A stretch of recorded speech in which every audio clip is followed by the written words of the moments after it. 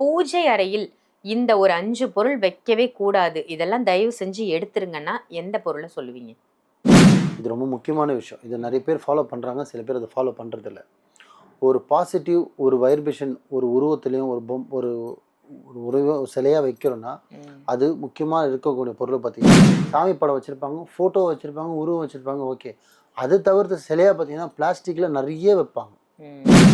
So இதெல்லாமே நீங்கள் உங்களை மாற்றிக்கிட்டீங்கன்னா அப்போ தான் நீங்கள் சாமி கும்பிட்றதுக்கே அர்த்தம். உண்மை.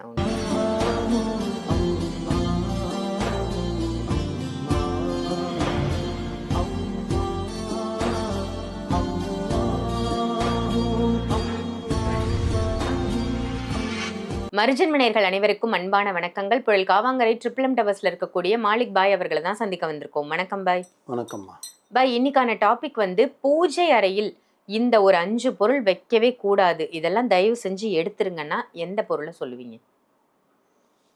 பூஜை அறையில் இது லாஸ்ட் வீடியோ கூட தான் சொல்லியிருந்தேன் நினைக்கிறேன். இது ரொம்ப முக்கியமான விஷயம். இதை நிறைய பேர் ஃபாலோ பண்ணுறாங்க, சில பேர் அதை ஃபாலோ பண்ணுறதில்ல. ஒரு பாசிட்டிவ் ஒரு வைப்ரேஷன் ஒரு உருவத்திலையும் ஒரு உருவ சிலையாக வைக்கிறோன்னா அது முக்கியமாக இருக்கக்கூடிய பொருள் பார்த்திங்கன்னா ஒன்று ஐம்பொன்னில் இருக்கணும், இல்லை பித்தளையில் இருக்கலாம். வசதி இருக்கவங்க வெள்ளியில் வைப்பாங்க, இல்லை ஐம்பொன் பித்தளை இதில் தான் இருக்கணும். அப்படி இல்லை கல்லில் வைக்கலாம், இல்லைன்னா பீங்கானில் வைக்கலாம்.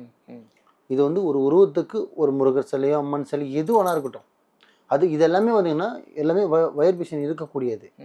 ஆனால் நம்ம ஆளுங்க இன்றைக்கி இப்போ நிறைய வீட்டில் பார்த்திங்கன்னா பண்ணுற தப்பே பார்த்திங்கன்னா சாமி படம் வச்சுருப்பாங்க, ஃபோட்டோ வச்சுருப்பாங்க, உருவம் வச்சுருப்பாங்க, ஓகே. அது தவிர்த்து சிலையாக பார்த்தீங்கன்னா பிளாஸ்டிக்கில் நிறைய வைப்பாங்க. ஏன்னா கோவிலுக்கு போனால் பிளாஸ்டிக்கில் கிடச்சா வைக்கிறது, அது வைக்கவே கூடாது. உருவம் தெளிவாக சொல்கிறேன், உருவம் செஞ்ச பித்தளை காப்பர் வெள்ளி இதெல்லாம் உங்கள் வசதி தகுந்த மாதிரி வாங்கி வச்சுக்கலாமே தவிர பிளாஸ்டிக்கில் சாமியோட சிலைகளை வாங்கி வைக்கக்கூடாது, வைக்காதீங்க.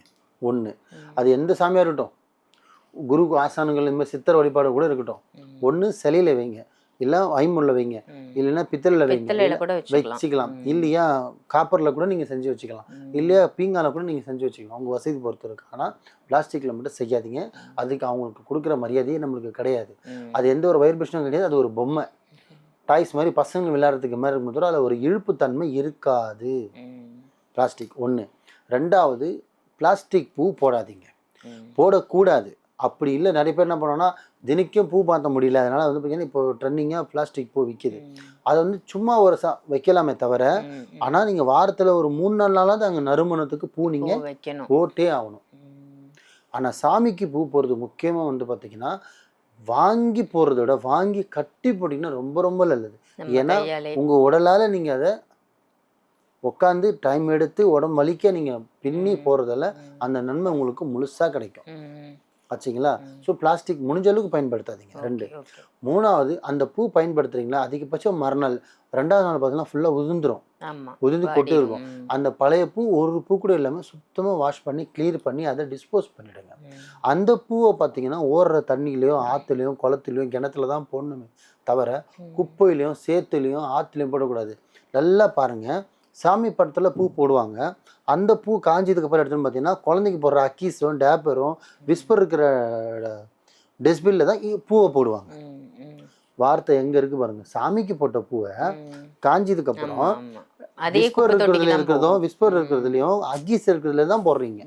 அப்புறம் எப்படி உங்களுக்கு தெய்வ கலாச்சாரம் வீட்டுக்கு வரும்? பார்த்தீங்களா மக்கள், எங்கே தப்பு பண்ணிட்டீங்க? இது தெரிஞ்சவங்களுக்கு தெரிஞ்சிருக்கும், சில பேர் தெரியல. கொஞ்சம் தெரிஞ்சுக்கங்க. அனைத்தும் உங்கள் நல்லதுக்கு தான் சொல்லிட்டு இருக்கேன், ஏன் நல்லதுக்கு நான் சொல்லலை. நான் ஒன்று என்னை மாற்றிக்கிட்டு இருக்கேன், அந்த மாதிரி நான் உங்களை மாற்றிக்கங்கன்னு சொல்கிறேன். இவ்வளோதான் வித்தியாசம். ஸோ அதனால் எடுத்து சேமிப்பு பண்ணுங்கள். வீக்லி ஒன்ஸு இல்லை மந்த்க்கு ஒன்ஸு கூட அந்த மொத்த பூவை எடுத்து நீங்கள் அதை எடுத்துகிட்டு போயிட்டு ஓடுற தண்ணியிலையோ ஆற்றுலையோ குளத்துலையோ கிணத்துலையோ போடலாம். கிணத்துல போட முடியாது, ஏன்னா அங்கேயே சுத்தம். ஆற்றுல போட்டுருங்க, கடலில் போடுங்க. எவ்வளோன்னு எங்கெங்கேயோ போகிறீங்க, அந்த மாதத்துக்கு ஒரு நாள் சேர்த்து வச்சு அந்த பூவை நீங்கள் போடலாம், தப்பு கிடையாது. ஆனால் குப்பையில் சேத்துல போடாதீங்க. நீங்கள் யூஸ் பண்ணுறது கவுச்சி தண்ணியிலையோ அந்த கை கழுவுறதுலையோ டஸ்ட்பினில் போடுறது அது குப்பையில் போடுறது மட்டும் பூவை போட்டுறாதீங்க. பக்கத்தில் இருக்கிற மரத்தில் கூட போட்டு விட்டு, மரத்துக்கு அடியில் கூட போடலாம். விவசாயம் இடம் இருக்குது, பூமி இருக்குது, இல்லை வெளியில் எனக்கு இடம் பின்னாடி கார்டன் மாதிரி இருக்குன்னா போடுங்க, தப்பு இல்லை. அது மண்ணோட மண்ணாக போயிடும், அது தப்பு கிடையாது. ஆனால் சேத்துலையும் அந்த அகீஸ் கவர்லையும் விஸ்பர் போடுற கவர்லையும் எடுத்து நீங்கள் போடுறது முழுக்க முழுக்க தெய்வத்துக்கு பண்ணுற தப்பு. புரியுதுங்களா? இந்த 3 விஷயம். 4வது அந்த சாமி ரூமோ கபோர்டோ க்ளீன் பண்ணுற துணியோ அந்த தொடப்பமோ உடனே நீங்கள் தூய்மைப்படுத்தி வச்சிடணும். ஆச்சுங்களா? கிச்சனில் யூஸ் பண்ணுற பொடி துணி இருக்குது பாருங்கள், அதை உடனே எடுத்து என்ன பண்ணணும்னா சாமி படத்தை துடைப்பாங்க. அது துடைக்கக்கூடாது. சாமி இடத்துக்குன்னு ஒரு துணி வைக்கணும், சாமி வாஷ் பண்ணுறதுக்குன்னு தண்ணி தனியாக வைக்கணும், சாமி அந்த ரூம் பெருக்குன்னு தனியாக ஒரு தொடப்பம் வைக்கணும். அந்த தொடப்பை எடுத்து நீங்கள் கிச்சனையும் பாத்ரூமையும் வாசலையும் பண்ணக்கூடாது. ஸோ இதெல்லாமே நீங்கள் உங்களை மாற்றிக்கிட்டீங்கன்னா அப்போ தான் நீங்கள் சாமி கும்பிட்றதுக்கே அர்த்தம். உண்மை உண்மை. நான் ஒரு இஸ்லாத்தில் இருந்தாலும் ஏன் உங்களுக்கு இவ்வளோ தெளிவாக சொல்கிறேன், இதெல்லாம் நிறைய பேர் பண்ணுற தவறு. நான் ஒரு வீட்டுக்கும் கிளைண்ட் வீட்டுக்கு போகும்போதும் இல்லை கிளைண்ட் என்ன சொல்லும் போது நான் கேட்கக்கூடிய விஷயம் இதுதான். என்னம்மா பண்ணீங்க? நல்லா பண்ணுங்க, சூப்பராக பண்ணுங்க. என்னம்மா பண்ணீங்க? மரம் எல்லாமே எடுத்து டிஸ்போஸ் பண்ணுறோம். எங்கே போடுவோம்? குப்பையில் தான் போடுவோம். என்னையா நீ சாமிக்கு போடுற குப்பை எடுத்து எப்படியா குப்பையில் போடுவேன்? தனியாக போடணும். எப்படி இந்த மரியாதை கொடுத்து வாங்கி செய்கிறோமோ காஞ்சதுக்கு அப்புறம் மட்டும் சாமிக்கிட்ட தானே எடுத்த. அப்போ என்ன ஒரு வாடிச்சுன்னா அதுக்கு மரியாதை கிடையாதா? வாடுறதுக்கு முன்னாடி என்ன மரியாதை கொடுத்தோமோ அது வாடினதுக்கு அப்புறமா அது மரியாதை கொடுக்கணும். புரியுதுங்களா மக்களே? இதெல்லாம் நீங்கள் மாற்றிக்கிட்டு நீங்கள் சாமி கும்பிட்டீங்கன்னா ஆத்மாத்மா நிற்கும். இது 5 பண்ணுறீங்களா? 6வது சாமி கும்பிட நிற்கும் போது ஒரு 5 நிமிஷம் 10 நிமிஷம் நீங்கள் சாமிக்காக டைம் ஸ்பெண்ட் பண்ணுறீங்கன்னா அந்த 10 நிமிஷத்துக்கு ஃபோன் பேசுகிறது, டென்ஷனாக இருக்கும்போது சாமி கும்பிடாதீங்க, பதட்டமாக இருக்கும்போது சாமி கும்பிடாதீங்க, ஒருத்தர்கிட்ட பேசிக்கிட்டே இருக்கும்போது சாமி கும்பிடாதீங்க, உங்களோட உடல்நிலையோ மனநிலை வேறு நிலையில் இருக்கும்போது சாமி கும்பிடாதீங்க. எல்லாமே ஒரு சமநிலையாக படுத்திட்டு தான் சாமி கும்பிடணும். சாமி கும்பிடும்போது நம்ம எங்கே இருக்கோம், எதுக்காக வேண்டுறோம், என்ன வேண்ட போகிறோம், இது எல்லாமே முக்கியம். அப்போ தான் நம்ம டைரெக்டாக கனெக்ட் ஆக முடியும். இங்கே நினச்சிக்கிட்டே மனசில் ஒரு கண்ணை மூடிட்டு இருப்போம், உடம்பு இங்கே இருக்கும், யோசனை பார்த்தீங்கன்னா வேறு எங்கேயும் இருக்கும். அப்போ நம்ம சாமிக்கிட்ட கனெக்ட் ஆக மாட்டோம். புரியுதுங்களா? ஒய்ஃப் கிட்ட சண்டை போட்டுக்கிட்டே சாமி தொட்டு கும்பிட்டு போயிட்டே இருப்பாங்க. மைண்ட் இங்கே வந்துனே இருப்பாங்க. என்னன்னு இப்படி பேசிகிட்டே இருக்குன்னு சொல்லிட்டு சாமி கொண்டு போய் அது பேர் கும்பிட்றது இல்லை, வெறுப்பேற்றுறதுன்னு அர்த்தம்.